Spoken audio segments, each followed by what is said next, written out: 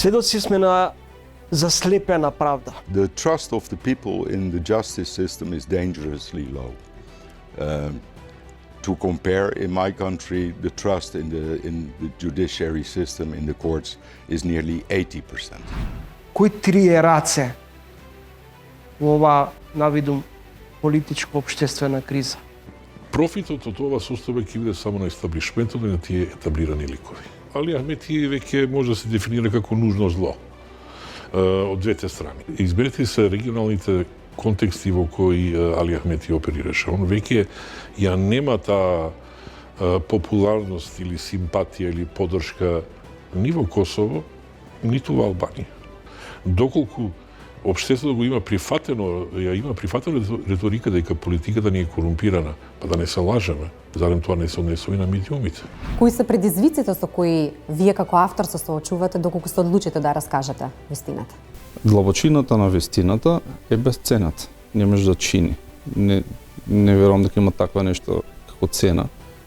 И во таа смисла таа е една голема жртва, кажувањето на вистината. Свесни сме дека нема живеачка од пишување. Гледате ново издание на Трилинг, добро вечер. Драмата излегува од рамките на локалните внатрепартиски прегрупирања, кои веројатно најмногу во моментов му одговараат на лидерот на интегративците. Битката за негов наследник засега ќе се одвива во рамките на контролираниот хаос со фракционерството што најмногу му одговара на Али Ахмети. Изјавите дека без албанци нема Македонија или дека без Дуи нема стабилна влада, Ахмети веќе ги адресира и кон актуелниот сојузник СДСМ и Ковачевски, но и кон растечкиот со рейтинг ВМРО-ДПМН. Но опозицијата пак засега е составен и оставен простор за избор на победа без способност за меѓуетничка коалиција за идната влада. Пораката е испратена и кон евентуалните автори на идејата за коалицирање на СДСМ и ВМРО-ДПМН во новата влада без Дуи. Така, внатрепартискиот обид за демисионирање на најдолговечниот лидер, како да е нарачан од Ахмети и свесно контролиран за јакнење на неговите лидерски позиции. Како инаку да се толкува дека тој и натаму е арбитар од кого засега се откажуваат, односно не се откажуваат приврзаниците, ниту критичарите на процесите на дуизација на македонското општество. Сепак, во тек е партиска и национална демитологизација на интегративците и Али Ахмети. Тоа е веројатно дел од поширокиот концепт на подлабоки резови од кадрите кои ја криминализираат Северна Македонија. Зошто таква општествена заедница, држава со демократски капацитет и правна сигурност, не може да се гради со уморни кадри. Во издание на Трилинг, мој соговорник ќе биде амбасадорот на Кралството Холандија во Република Северна Македонија. Својата дипломатска мисија започна во втората половина на 2019 година. Од тогаш до денес, Дирк Јан Коп гостуваше на неколку наврати во ТВ магазинот Трилинг. Речиси во сите разговори се ставаше акцент на борбата против корупцијата и криминалот. Во 2015 година во европските извештаи Македонија беше оквалификувана како заробена држава. Во 2021 таа квалификација премина во хибриден режим по индексот на демократија за во втората половина на 2021 да се направи одреден напредок од хибриден режим во демократија со недостатоци. Како денеска би ја оквалификувале општествената и политичка состојба во државата? Let me start by saying a very happy new year to you and your viewers. It will be an important year for North Macedonia, that's for sure. Recently, in a panel, I was asked whether North Macedonia belongs to the East or to the West. And I think that is not really a question. This is a democracy with a free press, an open and transparent market economy, member of NATO, 70% of trade is with the European Union, 80% of investment comes from the European Union. So this country belongs squarely in the West. And it is a democracy And of course, there are problems. There are problems. And on the way to the European Union, probably the biggest problem is the lack of unity. The proliferation in politics. It is, if you look at other candidate states, and the last example we have is Croatia, there were many problems there, but at least across the political spectrum, people agreed that they wanted to enter the Union and agreed on what was necessary to reach that goal. This is, I think, in this country at this moment, a major problem, that government and parliament are not fully functional. And to get into the Union, that is highly necessary. But there, in my mind, there is no question that this country is a democracy. Сведоци сме на заслепена правда.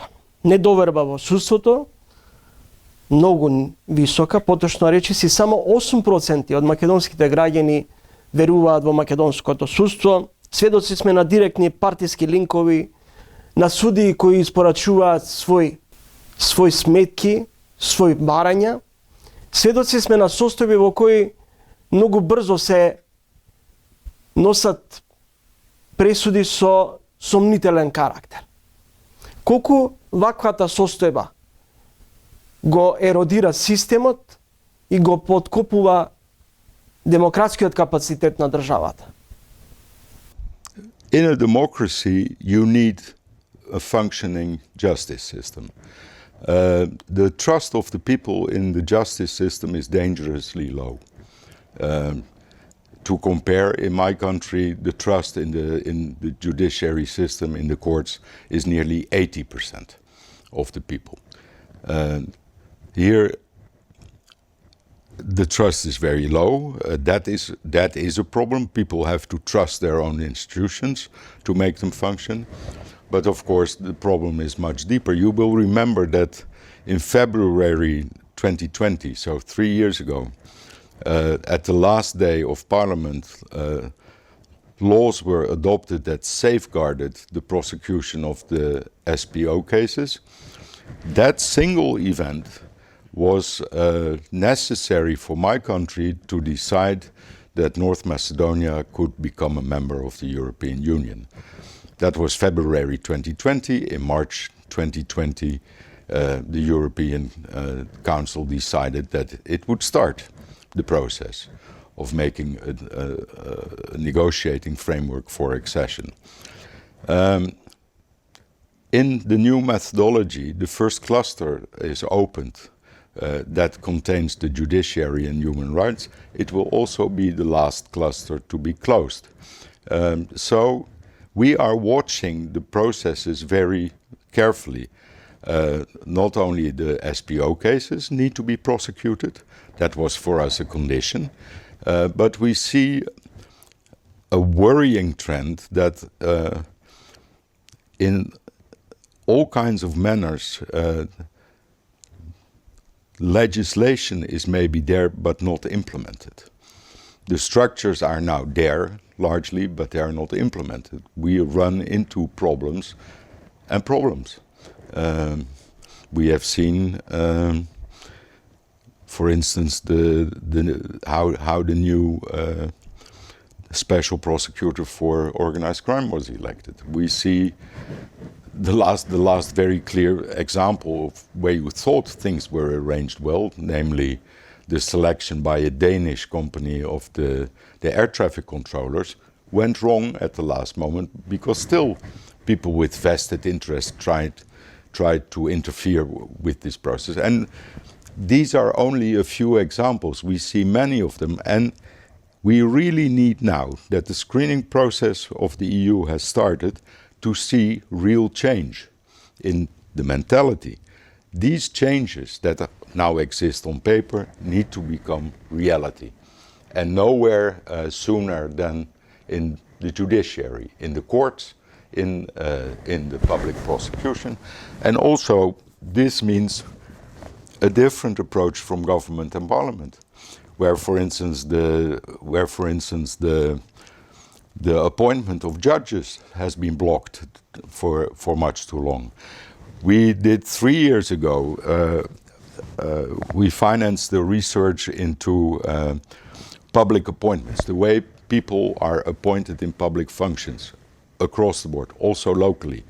That led to more than 50 recommendations. They were made into a new law that would regulate how people are hired for public jobs. That law is in Parliament. It has not been adopted for 2.5 years now. That is not good, but it is no longer acceptable that the changes are on paper alone. In my language, we say paper is patient. They need to be implemented, and they need to be implemented now that the screening has started. Кога велите дека е неопходно сега и веднаш да се имплементираат, се поставува и се наметнува прашањето како да се владее во држава во која клиентелизмот и непотизмот доминираат, кога речиси критериумите за вработување, за ургенции се сведоа на принципот на постојани ургенции на блискост. I've said this before. Corruption is a state of mind. It is not a coincidence that the countries with the lowest corruption in the world are also the greenest and the cleanest. Their people live the longest. They are the healthiest and the wealthiest. But also from surveys we know that countries with low corruption have the happiest people. Амбасадор Коп во еден од последните извештаи на Европската унија ќе констатира дека е направен одреден напредок во битката против корупцијата. Во извештајот на Стет департментот за инвестицијската клима за 2021 се наведува селективното таргетирање за критичари на власти, криминалци во пониските рангови. Корупцијата влие и врз бизнис климата. Неказнивост и селективниот пристап како проблем го еродира општеството, а судскиот систем се оценува како умерено подготвен. Well, when we look at the business climate, it's not different from the rest of the climate. North Macedonia has an open economy, that is very good, but also there are problems. We conduct every 2 years a survey amongst Dutch business to see where the obstacles are that they are meeting in this doing business in this country, and it is clear that the level of corruption and nepotism is holding back investment in North Macedonia, and also that is everywhere. Companies can get a connection to the electricity net if they employ the nephew of the mayor. It won't surprise you. There are many examples like that. Also, on the state level, the lack of legislation holds back investment. And so corruption everywhere is holding back the prosperity of the country. Амбасадор, минатата година стартуваше скрининг процесот со Европската унија. Дали одлуката на Брисел се заснуваше исклучиво на испорачаните резултати од владата во Скопје, или земјите членки се водеа од геостратешкиот интерес и пред се во контекст на руската агресија врз Украина? Well, first of all, this is not a decision by Brussels. This is a decision by North Macedonia.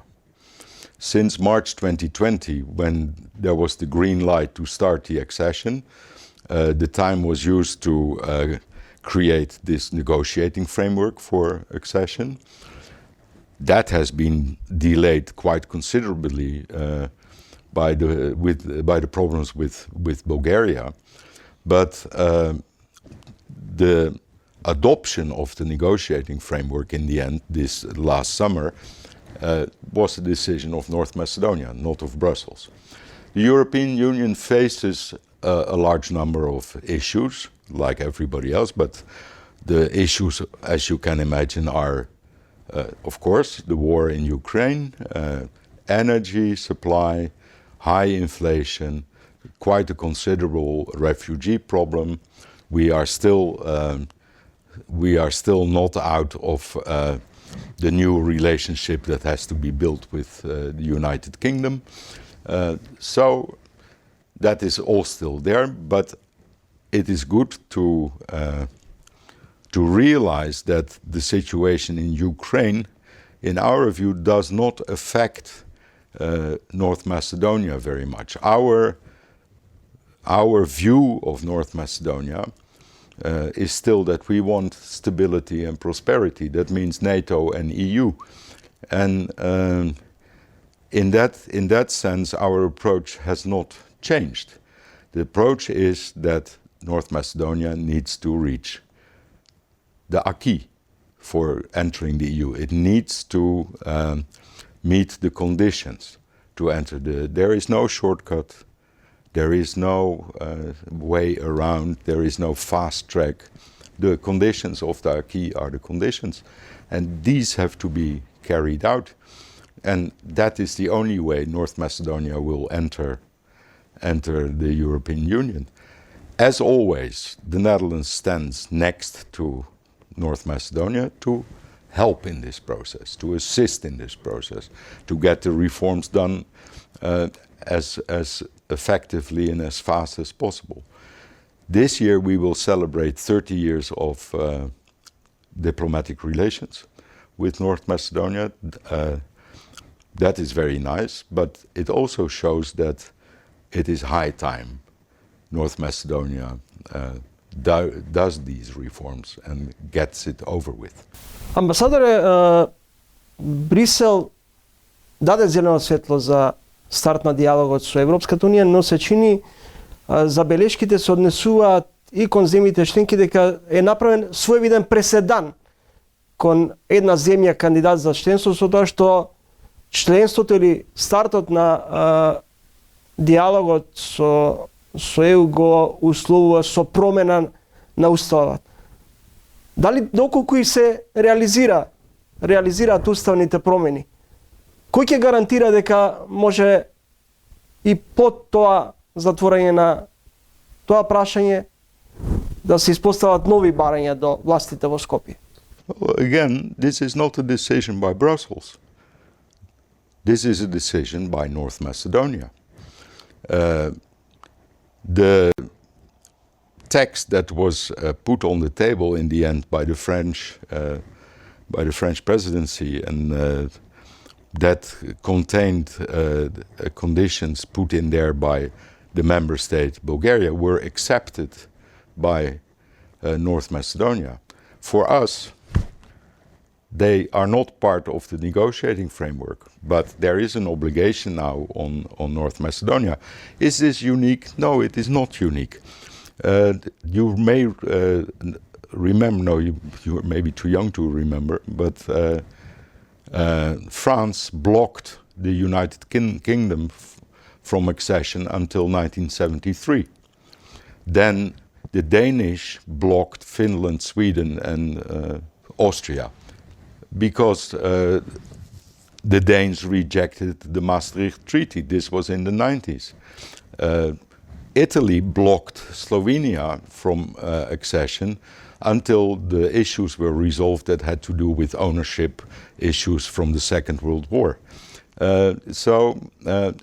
Is this nice? No. Bilateral issues should stay out of the negotiating framework. States should resolve them first before we have these negotiations now. So you are in a similar situation now with Bulgaria. That is to be regretted. In my view, the logic and reason is on the side of North Macedonia, but it is your process. You want to be in the Union, you have to meet the criteria. North Macedonia agreed to have a change of constitution as a condition for opening the second phase of the IGC. In my view, that is only relatively important, because your relations with Bulgaria will not end there. Until you are a member of the EU and sit at the same table, all kinds of member states can put all kinds of obstacles in the way, as history has shown, as I have just said. So I think the whole question about the constitution should not be used as an excuse not to do the reforms. The reforms, in my view, could have been implemented already earlier. But it is now crunch time. The screening has started. We cannot have this process disrupted anymore. We can't have any more air traffic controllers where people try to get their own children in the job. It has to stop. And that has nothing to do with Bulgaria. That is a process that should take place here in this country. Whether or not you have a formal IGC with the European Union, there is nothing to stop you from carrying out these reforms. And yeah, the constitution again,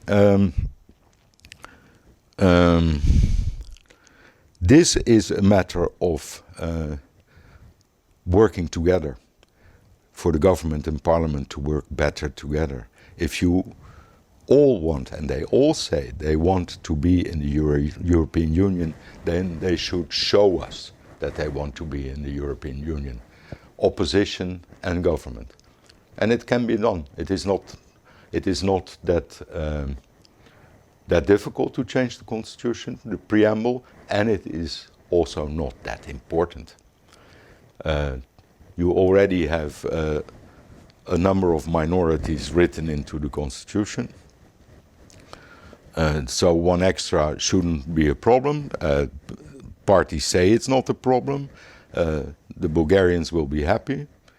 I still don't understand why the 47 people who in the census last year said they were Dutch will not be in your constitution, because if the minorities are in, why not us? But no, if there is a real political will to go forward with the union, then change the constitution. But if there is no possibility to change the constitution, then that is no reason to stop the reforms. Веројатно промената на уставот се наметнува како клучно прашање за оваа 2023 година. Дали внесувањето на бугарите во преамбулата се главен услов за продолжување, поточно за отворање на поглавијата со Европската унија? Well, ideally, the screening, the first phase of the IGC, the screening phase, will end by the end of this year. So for the second phase to start, the real negotiations on the chapters, ideally by then the constitution has been changed, because it is in the way. That's the time frame. But what we run again the risk, as happened before in this country, that a date will be built up and get enormous symbolic significance, and there is enormous emotion and drama, and really it's not that important. You remember in October 19, when the Council failed to reach a decision on North Macedonia's membership, Prime Minister Zaev stepped down. And we had the whole elections, technical government, etc., etc. That was October 19. In March, so 6 months later, 5 months later, the decision was there. So this whole drama of one symbolic date, in my view, was completely unnecessary. Now again, we shouldn't build up all kinds of expectations around the date of the change of the constitution. The process should go on, and the process will get you into the union. How fast? That's up to North Macedonia. When people say 2030, again you have a symbolic date. It's maybe good, it's maybe good to give people the expectation. But what if it is 2029? What if it is 2031? Is that a drama? No, it is not. As I said, the safe EU harbor is in sight. The ship will get there. How fast is up to you. Дуи Ахмети периодично се соочува со внатрепартиски прегрупирања. Постоje и обиди за фракционери да се отцепат и да формираат своја партија. Најновиот концепцијски судир досега е веројатно најсериозниот во дводецениското функционирање на владеачката партија ДУИ. Во најновиот судир, меѓу скопските интегративци и староновите кадри, приврзани на Ахмети, има еден невообичаен заеднички именител. Сите го сакаат Ахмети како татко на партијата, и тие што го критикуваат, и тие што го чуваат ликот и делото на лидерот на ДУИ. Дали се врти околу Артан Груби, верната сенка на Ахмети? Дали Ахмети не го жртвува вице-премиерот поради неговата улога во привлекувањето на американско-турскиот конзорциум Бектел? Се чини дека критиките кон Груби му одговараат и на самиот Ахмети. Без оглед што тој категорично застана зад него, се чини дека Ахмети е свесен оти некој предвреме сака да го пензионира и токму затоа е концентриран кон оперативната и креативна моќ на Груби. Партиските потреси кај интегративците воопшто не е случаен, но следува време во кое ќе треба да се потврди дали Ахмети најдобро функционира во така наречен организиран хаос. Има и уште цела редица на дилеми и провокација за вечерашниот соговорник во Трилинг, екс амбасадорот и колумнист Арсим Зеколи. Господин Зеколи, добре дојдовте во емисијата. Кој го посакува заминувањето на Ахмети, иако сите се колнат во него? Па, мислам дека историјата и реалноста веќе бара промени. Околностите кои се имат создадено и изменетите околности кои се имат создадено во овие последни 5-6 години и желбата за промени во кои двете страни имат различно толкување на поимот што подразбираат под промена. Помалку изгледа парадоксално.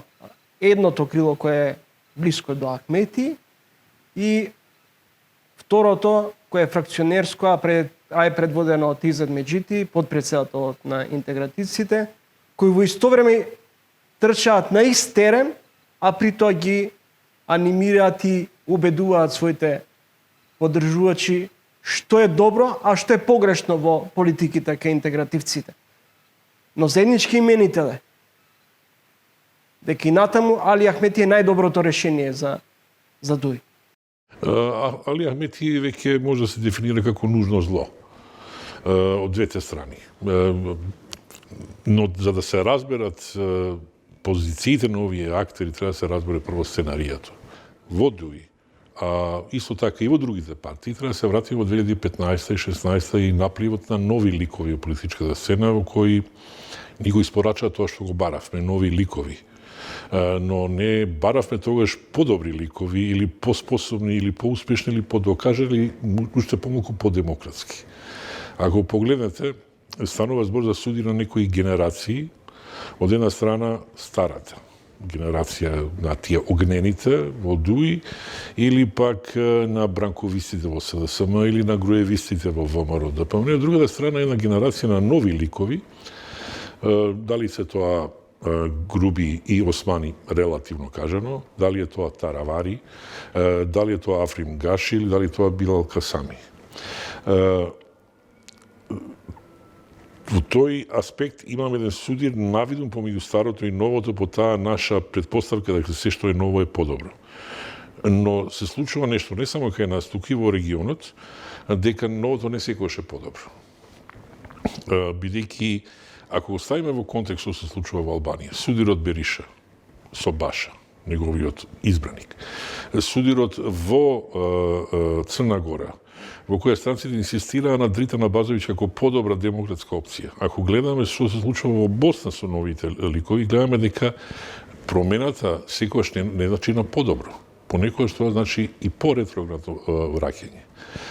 Во конкретен случај во ДУИ имаме судир помеѓу она што се вика автентична домашна автократија, демократија и оно што е проектирано од замислите на, ајде да кажем, или амбасадите, или на тие, да кажеме, сиви кругови во естаблишментот помеѓу олигархиите или службите, или како и да е веќе друго. Дали моќта на скопското крило, предводено од Меджити, и неговиот обид и неговите приврзаници, исклучува таргет и незадоволство да се стави на работата на османи и груби, се само атак врз нив или преку нив се целта е Али Ахмети сепак? За да се разбере Скопје, треба да го земете примерот во Тетово. Го имавме подпредседател на владата Хазбелика, кој уживаше релативна поддршка, посебно во оние средни и средни слоеви, пониска средна класа во Тетовскиот или Полошкиот регион. Одеднаш настане на кампања против него, дека не иде на работа, дека спие на работа, дека се и сешто. И се гледаше дека е оркестрирано. Од кога замина од таа позиција, на прилично тиво, коректен начин, без многу бранувања, реактивно Дуи почна рапидно да паѓа во Тетово, во Полошко и не се очекува дека ќе биде наскоро зајакнат. А во исто време господинот Ахмети вели дека така било и со Муса Џафери или со Абдула Кимадеми, дека барале смена точно за Муса Џафери и за Абдула Кимадеми бара смена, но он не ги даваше. Но прашањето што тој одбива да го одговори е зашто така лесно го даде местото на Хазбелик. Тоа треба он да го одговори за да дознаеме зашто така лесно се затрча да го именува за подпредседател на влада еден лик кој ни во чај нема поддршка, ни во своето мало нема поддршка, а сепак тврдокорно одбива дури и да разговара за негова смена, што со право ги потикнува муабати за природата на нивните односи. Господин Зеколи, во една постара ваша колумна, а се осврнувате исто така за состојбите кај интегративците, велите некој мора да биде колатерална штета од Скопското или Кумановското крило. На кого таргетирате? Па тоа беше колатерална штета во тоа време беше токму Беки Расани. Најмокниот лик и во Скопско, во Кумановско, но и прилично во Солјани и надвор. Он беше таа прва колатерална штета. Но ако погледнеме исто така наназад, прашање дали овие млади ликови, млади лавови на Али Ахмети би имале толку успех да не беа селективно објавуваните бомби за Муса Џафери, за Ермира Мехмети, кои за чудо ги не ги слушавме ни за Фатвир Бесими, ни за Теута Арифи, а и за Али Ахмети беа на еден чуден начин селективно стишани и избрани, во кој има елементи на сомнеж, но далеку поспоредно со овие други. Така да таа не е тоа внатрепартиска битка. Тоа беше битка на насилно елиминирање на ликови, кој беше од втор значај. Победно беше на наметнување ликови. И зошто тоа е денеска прашање кој треба сите да не засегне. Ова најлесно се гледа во Дуби, бидејќи е најтранспарентно и за тоа заслужуваат пофалби, мора да кажем. За тој однос. Овдека веќе сме на раб на директен судир меѓу она што го нарекувам извршна диктатура и целосна елиминација на собранието. И тој процес започна веќе 4-5 години. Ке успее ли Али Ахмети внатре да менаџира и со своите и со оние кои се обидуваат да создадат внатрешен раздор?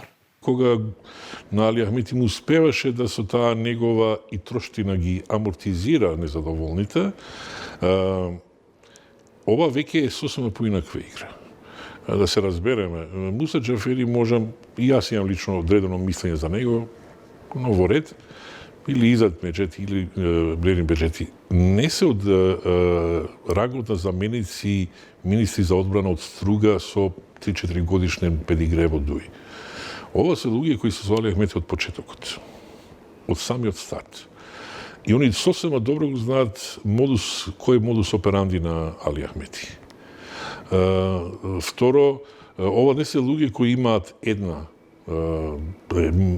мала подршка од некоја групација или клан. Ова се луѓе кои веќе за себе имаат прилично широка подршка и тоа го демонстрираат по средбиве и од Битола па до Скопје.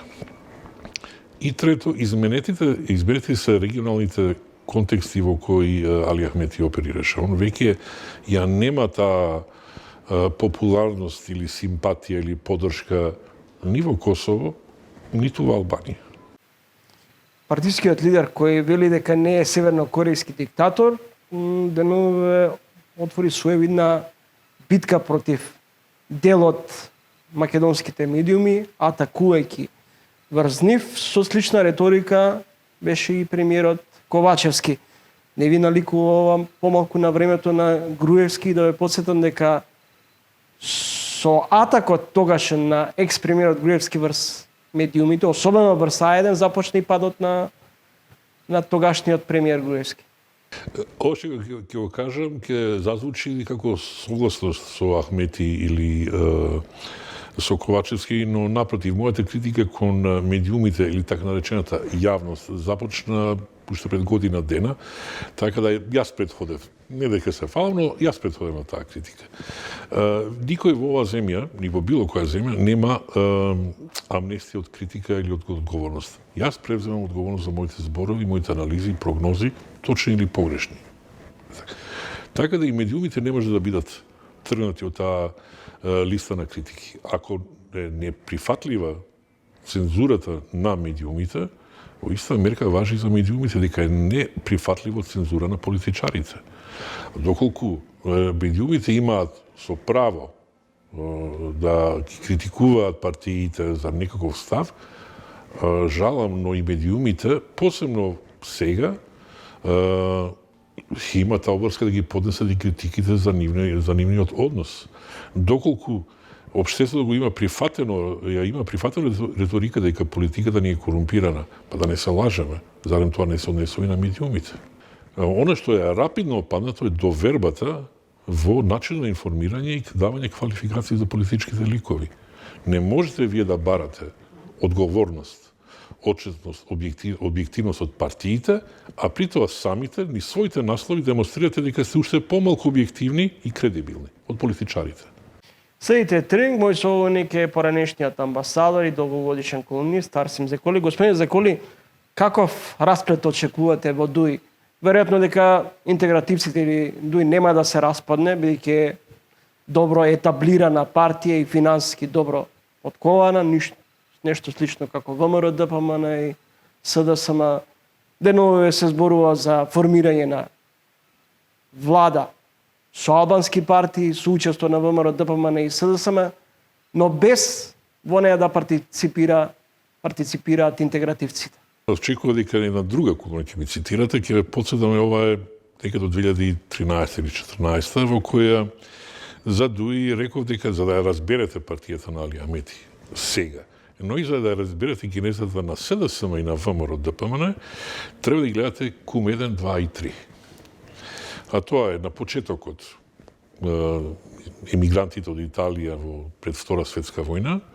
Тоа било првата генерација во кои морале да се снаоѓаат преку тоа што краделе, убивале или биле директно замешани во криминал. Втората генерација не морала да биде замешана директно, туку плаќале други тоа да го прават за нив. Третата генерација е она во која децата на босовите, the godfathers, веќе стануваат правници, суди, па некаде и конгресмени. Тоа е таа нормална абнормалност во еволуцијата на демократијата и представништвото. Дали е наповедок пржина 2? Уставни промени, заедничка преговарачка рамка, нешто се заговара алијанса за Европска унија? Мисля дека сите би посакувале да има повторно некој такво пржино за кој самите овие партии рекоа дека нема веќе да има. Доколку се продолжи по овој тренд, не е исклучено. Но мислам дека самите партии се свесни дека по едно пржино, по второ пржино, по или се сеќавате мавровски средби, па итни средби, па се тоа, може да дојде моментот кога на странци ќе им кажат во ред. традиционално покажавте, докажавте, не убедивте дека сте неспособни. Во ред, вие не нудите решенија. Во ред, тогаш ние ќе ви дадеме ултимативни решенија на прифати или одби. Наивно е да се верува дека тоа трпение е бескрајно. Случајот во Босна го покажува тоа. Ќе им се даде шанси неколку пати да се договорат. Доколку не, ќе дојдат решенија кои пропорционално, процентуално нема да им се допаѓаат на ниједна од заинтересуваните страни. Но никој веќе нема да има ни слух, ни волја да ги слуша. Македонија стана земја членка на НАТО, но Скопје се уште не е. Бидејќи истата матрица продолжува да се користи. Таа порака која доаѓа, како од САД, како од Европа, на понекогаш на тивок начин и пуштаат некоја тивка нота. Тоа е само од нивен интерес да не се дестабилизира премногу земјата, општеството, бидејќи Македонија е од нивен стратешки интерес поради геополитичката положба која се геостратешка положба која се наоѓа. Но и за тоа има крај. И кога тоа трпение ќе биде на крај, тоа ќе ги имаме тие се некако со американската амбасадорка во Албанија или во Босна со Шмидт, или во Косово, или во Србија. Тогаш пораките ќе бидат многу понепријатни.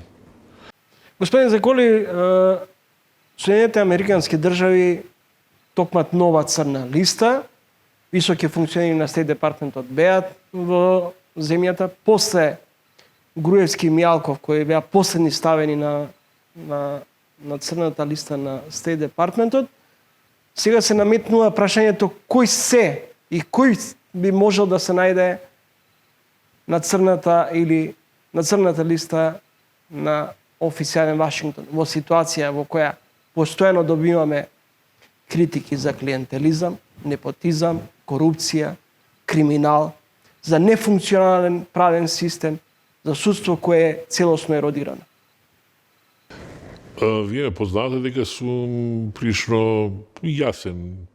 Други ќе ме наречат многу оштро, ќе критикувам странците, посебно американците, па сега би сакал да ви дадам причина и зошто низ аргументи. Цехот на последната финансова криза во САД за американските граѓани од 2008-2007 е некаде околу 19 трилиони долари, само во Америка. Уништени се милиони работни места. Кажете ми, колку банкари завршија во затвор? Ниту еден. Ниеден. Напротив, си заминаа во пензија со тие бонуси нивни од 300 милиони, 400 милиони. Зошто не завршија во затвор? Бидејќи според американското правосудство и FBI не може да се најдат докази дека имаат направено ништо противзаконско. И тоа звучи фрапантно, но тоа воопшто не е фрапантно, тоа е дел од праксата, уште од времето на Лорд Актон, кој вели дека секоја влада бира закони со кои се амнестира својата политика. И ја гледате тоа е таа илустрација на преплетот помеѓу финансиите, корупцијата, политиката и правосудството. Сега не сакам да бидам циничен, да го земам тоа како модел дека еве нема никај нас да биде. Не. Јас очекувам дека Америка ќе превземе такви санкции, но проблемот е кој е фајде. Зошто? Кога самите американци ја компрометира институцијата на санкции. Господинот Менду Тачи националист. Господинот Лјупчо Георгиевски беше националист. Господинот Сали Бериша го стави националист. Господинот Додик е националист. Господинот Мијалко е националист. Искрено, колку од нив имаат пари во Америка?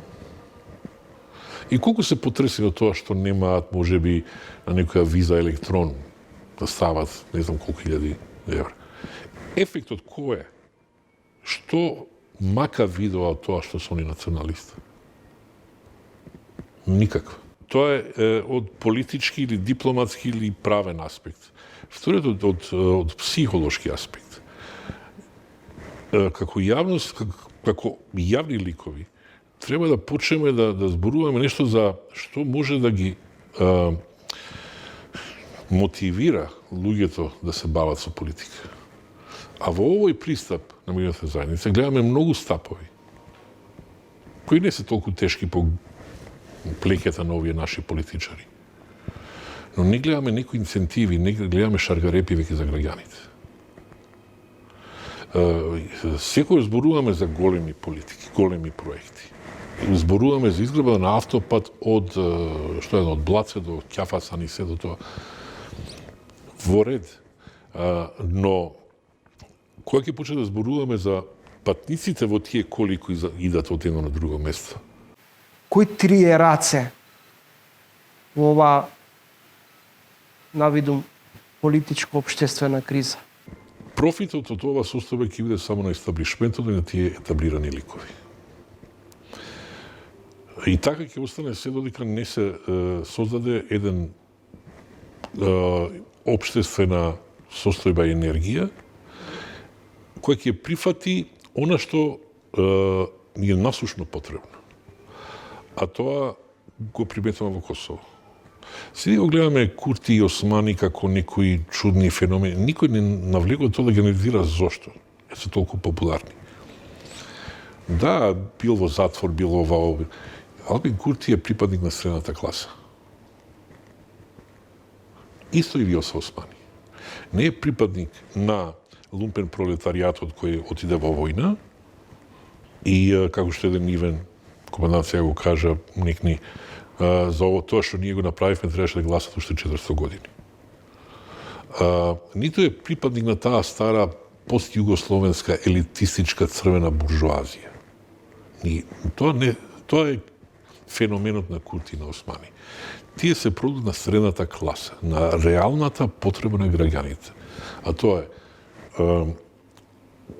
економско достоинство и идентитетско достоинство. Токму на што кај нас недостасува. Но што имаме? Ние гледаме собранието и комплетниот политички спектрум како едно. И се занимаваме со тоа кој е добар, кој е лош, кој е ово. Не навлегува да видиме кој е нивниот профил. Ако навлезете во профила сите овие политичари, ќе приметите една чудна. Нема кај нив да најдете еден кој има искуство од работа во фабрика, работа со раце, на производство, од нива, од таа заборавена работничка класа која се уште спетаме за комунизам, а во Америка се спетаат за Labour Party. Ние имаме едната иста верзија на ликови произведени од факултети кои несени помеѓу првите 1000 на тие листи, кои немаат никаков допир со животните искуства на вистински работници, а очекуваме од нив промена. Што е најчудното? Имате таа левица која се представува дека е социјалистичка, овона, а всушност е токму пример, илустрација на комичната нерепрезентативност на работништвото и селанството кај нив. Тоа се првите ликови, Апасиев, Крмови, Мојсовски. Однесете ги во една фабричка хала, однесете ги на село, луѓето ќе се смеат со нив. Исто да го имате во алтернатива во Алијанса. Се е нешто што е канцелариско, бирократско. За да некој каже, а кој е вашето искуство? Ја ќе ви кажам, да, имам работничко искуство, имам и селско, имам и на нива работено, и физичка работа имам работено. Но кој ги другите? Ковачевски? Али Ахмети? Мицковски? Таравари? Господин Зеколи, ви благодарам за гостувањето во емисијата. Благодарам за поканата. Почитувани, тоа беше Арсим Зеколи, поранешен амбасадор и долгогодишен колумнист во Дојче Веле. Следете не. Мојот вечерашен гостин припаѓа во групата на млади македонски автори. За својот книжевен опус има и поезија и проза, а книжевниот набој го експлицира и во начинот на сценаристичко изразување. Вечерва гостин во Трилинг авторот Стефан Марковски. Марковски, ако поезијата е книжевна форма која по природа е некако по-збиена, за пишување и изразување, а прозата е некако поприлагодлива за секој вид на читател. Која книжевна форма вам ви е најблиска, најкомфорна? Не е целта на литературата да се биде комфорен, барем во мојата литература. Целта е да се биде експериментален и да се трага по границите, по изворите и по можностите на стилскиот, семантичкиот, структурниот израз, на секој тип израз, по собствената уникатност и по собствената универзалност истовремено. И затоа во различни периоди, како што и животот носи различни патишта, така и самата литература се разгранува на повеќе начини.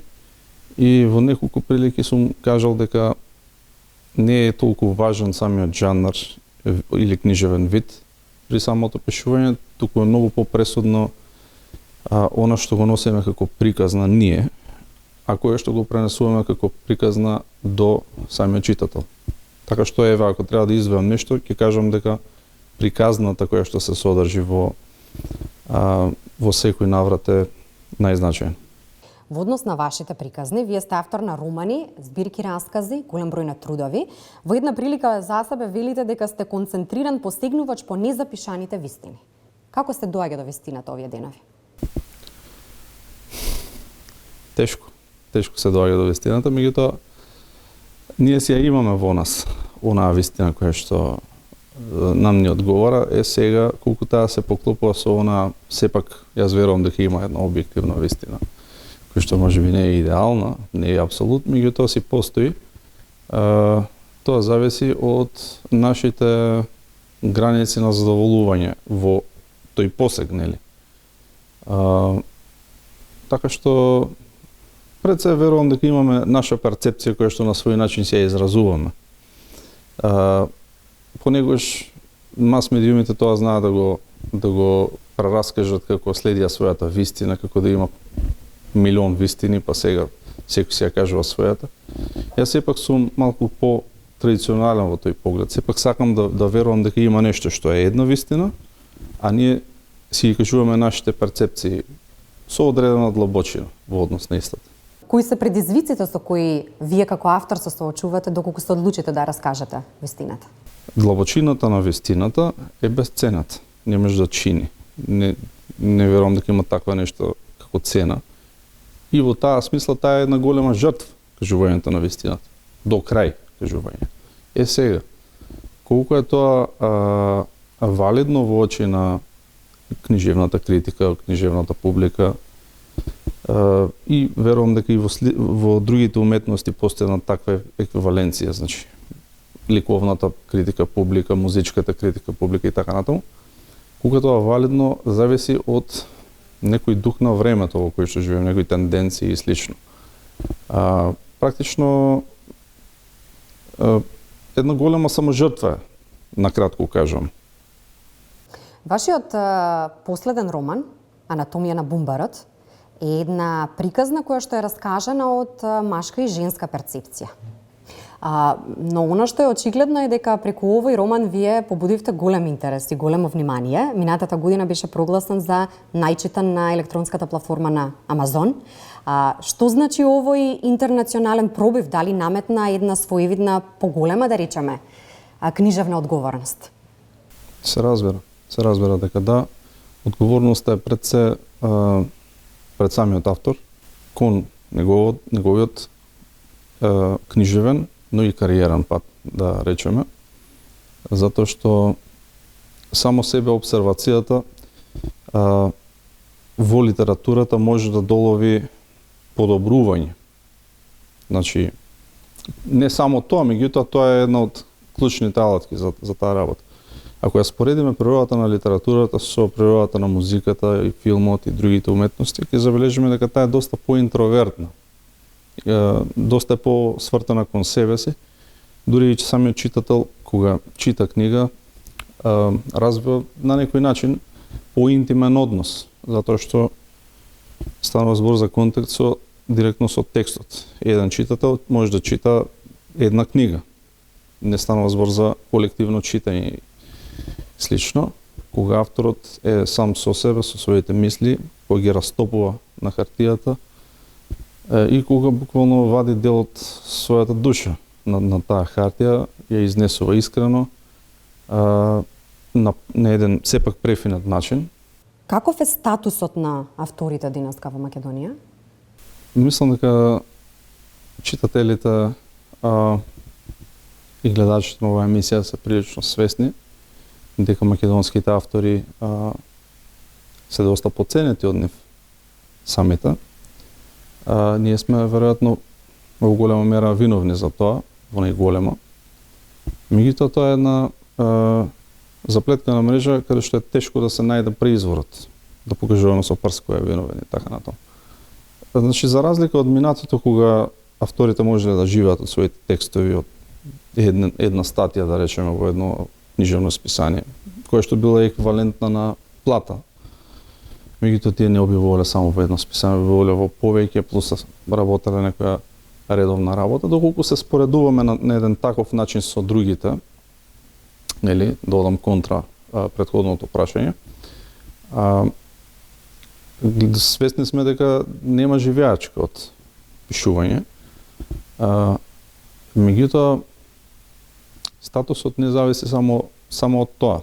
Фала Богу, статусот зависи и од примената на вештината која што ја нуди пишувањето, на сите тие склоп од повеќе вештини во секој случај. Да, го споминавме моментот со читателската публика. Вие сте периодов и директор на градската библиотека Гоце Делчев во Гевгелија, така што сте во постојан допир со читателите. Што најчесто сакаат младите да читаат во Гевгелија и во земјава? Па и пред да станам директор, имав истата перцепција околу тоа што се чита. Не е дека ми е смената перцепцијата. Перцепцијата ми беше и тогаш и сега ми останува на тоа дека се читаат функционалистички, така да речеме, книги. Тоа е малку збор што можеби звучи сложено, меѓутоа се однесува на тоа дека луѓето едноставно сакаат од текстот да изврши одредена функција, дали да ги смири, дали да ги релаксира, да ги направи полесно да ги одживуваат дневните обврски.